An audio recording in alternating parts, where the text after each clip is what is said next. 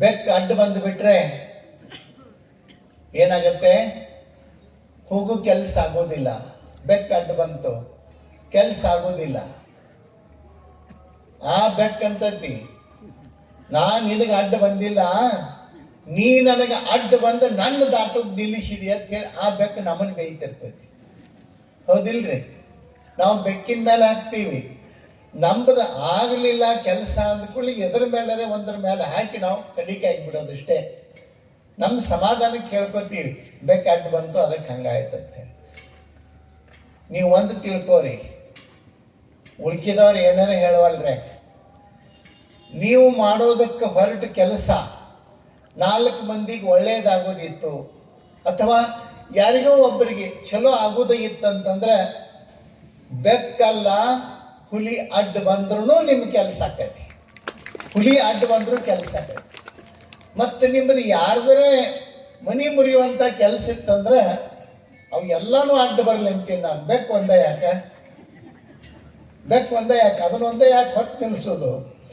ಏನದಾವು ಇಸು ಅಡ್ಡ ಬರಲಿ. ಅದರ ಅರ್ಥ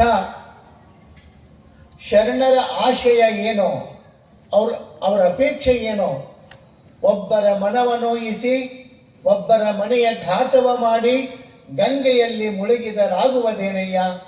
ಎಷ್ಟು ಚಂದ ಹೇಳ್ತಾರೆ. ಒಬ್ಬರ ಮನವನೋಯಿಸಿ ಒಬ್ಬರ ಮನೆಯ ಘಾತವ ಮಾಡಿ ಗಂಗೆಯಲ್ಲಿ ಮುಳುಗಿದರಾಗುವುದೇನಯ್ಯ. ಚಂದ್ರನು ಗಂಗೆಯ ತಳದಲ್ಲಿದ್ದಳೇನೋ ಕಳಂಕ ಬಿಡದಾಗಿತ್ತು. ಉದಾಹರಣೆ ಹೇಳ್ತಾರೆ ಅವರು. ಚಂದ್ರ ಗಂಗೆಯ ಸಮೀಪದೊಳಗೆ ಅದಾನ.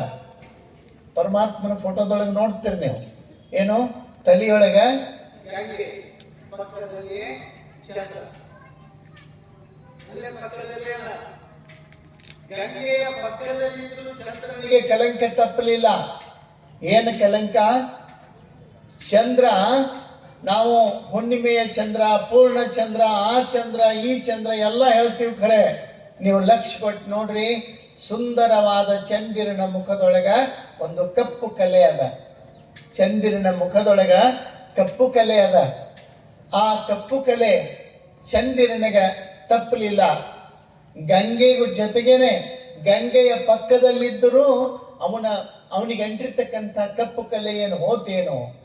ಅದಕ್ಕೆ ಸಿದ್ದರಾಮೇಶ್ವರ ಕೇಳ್ತಾರೆ, ಯಾವುದು ನೀನು ಒಬ್ಬರ ಮನಸ್ಸು ನೋವು ಮಾಡಿ, ಒಬ್ಬರ ಮನೆ ನಾಶ ಮಾಡಿ, ಇನ್ನೊಬ್ಬರ ಹೊಟ್ಟೆ ಮೇಲೆ ಕಾಲು ಕೊಟ್ಟು ನೀನು ಯಾವ ಗಂಗಾ ನದಿಗೆ ಮುನಿಗಿದ್ರೆ ಏನಾಗುತ್ತದೆ? ಎಲ್ಲಿ ಮುನಿಗಿದ್ರೆ ಏನಾಗುತ್ತದೆ?